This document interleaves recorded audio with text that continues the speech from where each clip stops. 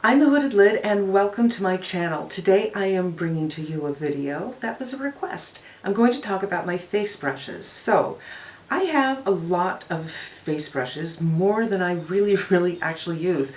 You know, I'm going to take that back. I don't have a lot compared to many people on YouTube. I hardly have any.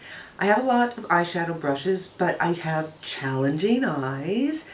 For the face, I'm a huge fan of the fingers. I think there's something so organic about applying your foundation with your fingers, melting things in with the warmth of your fingers. It gives you more, I don't know, of a relationship between your makeup and your face, I feel. That's just me. But I do have some brushes, so let's talk about them. Even though I prefer to put on my foundation with my fingers, I have a fair amount of foundation brushes. This is the Sephora Core Diffuser number 94, and I got this because it works really well with the Kevyn Aucoin Balm, but it works really well with foundations as well. And if you want to do something fast, it's the biggest brush I have. It does diffuse very nicely, so it has a thicker, denser core in the center, and around the side it's a little bit shorter with duo fibers. So you dot on your face, blend, and these shorter hairs make sure the blend is quite diffused. It's a really nice brush, my newest actually, and I like it. This is the Sephora Flawless Airbrush 56. It's a little bit denser. It's probably my first foundation brush in recent times anyway. And this is also very lovely, and they have these in the shorties too, so you can bring it with you or keep it in your purse. This applies the foundation much more dense, as you will see in the demonstration. I did half of my face here and half the face here, or it could have been here, and it's much more dense, but it's a lovely brush as well. This is actually not a foundation brush. This is a Trish McEvoy number 22. I'm sure that she doesn't make this anymore. It's quite old. I feel that this is probably goat, and for a long time I used this as a blush brush. But recently I had done some microneedling and it just hurt to touch my face to put on foundation, and I use this instead. This actually, you use a really light hand with this and get a very nice blend. It leaves a light coverage. I think everybody should have a variety, right? So we have something that is heavier coverage and something that diffuses better, something that is really gentle on the skin and also diffuses. And I've used this with other products, like cream products for contouring. It's really a useful brush. I'm just not sure they make it anymore. But you get the idea. Maybe you can find something similar. Then we have a MAC Duo Fiber, which is great for things like the MAC Face and Body.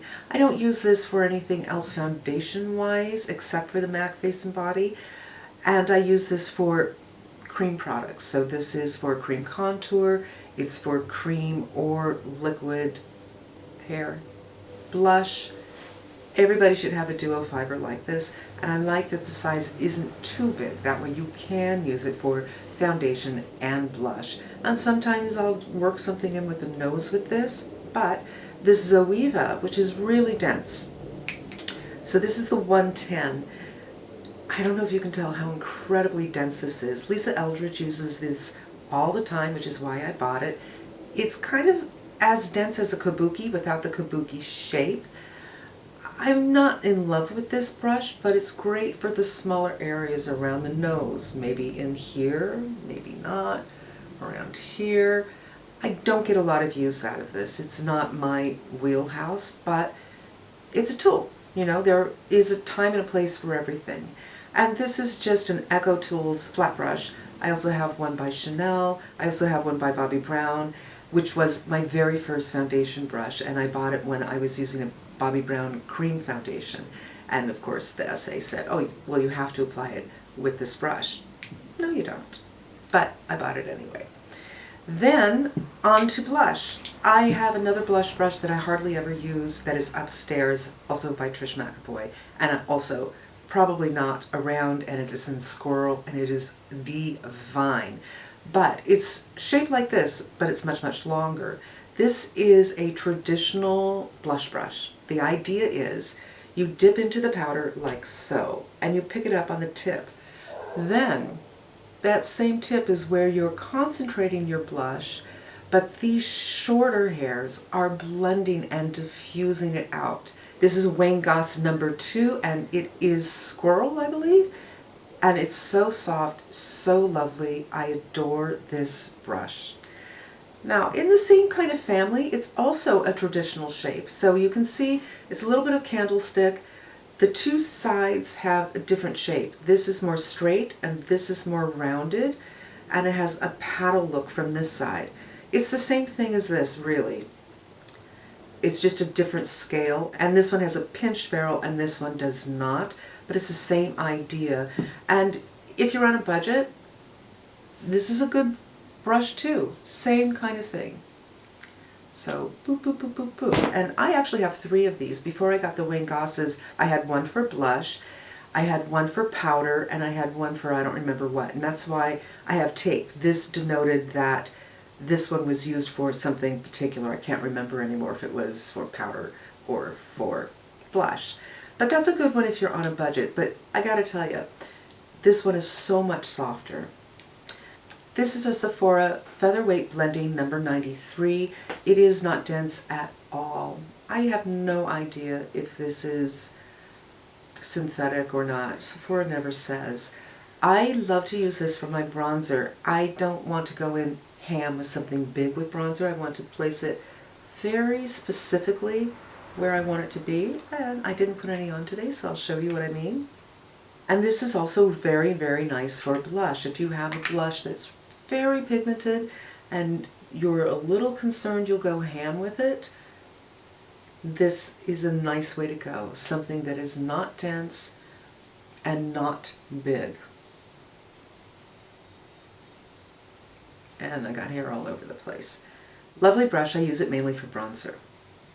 For powder, there's a couple of things to do. Lately, I have not been powdering very much, but when I do, I love this Wayne Goss airbrush because I don't want to powder all over the place. I generally want to powder the forehead because that can oftentimes look too shiny, and right here and under the eyes.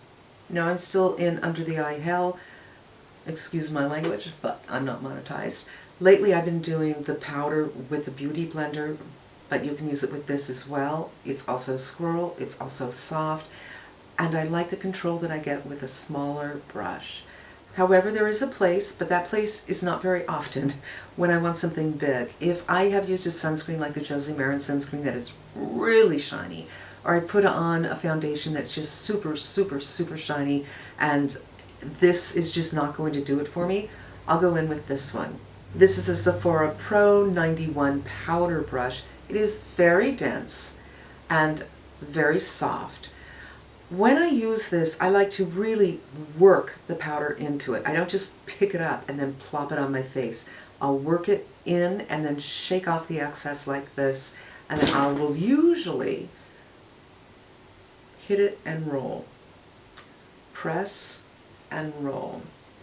Press and roll. I never, because it's so dense, just kind of do this. I just don't want to displace my foundation. And you guys, that's it. We have this you could use for powder, kind of precisely. This is for powder all over the place. This is my favorite powder brush, the Wayne Goss airbrush. Blush. You could use the e.l.f. for the blush. You could use the Featherweight for the blush, but my favorite one is the Wayne Goss 02. So here are my blush ideas. And foundation, I've got 6 brushes, even though I much prefer using my hands. And I have some other brushes as well. For instance, here's one I actually use a lot. This is the Anastasia. I use this for highlights. It's just I'm not doing powder highlights anymore. I'm not doing a highlight much at all, but I really like the Charlotte Tilbury highlight in the wand. But this is a perfect brush. I don't know a better brush, but I don't know every brush in the world. But for powder highlighter, this is the way I go. It's the Anastasia A23. All right, there we have it. 6 foundation brushes. That's crazy, considering I really like to use my fingers, but they all come into play. If I only had to have 2, well, 3, Well, if I only had to do one, I do the duo fiber. You can use it with some foundations. If it leaves streaks, you just go over with a beauty blender. You can use it with blushes. If I could only have two, I think this would be the second one. I really like this. If I could only have three, I think I'd add this one.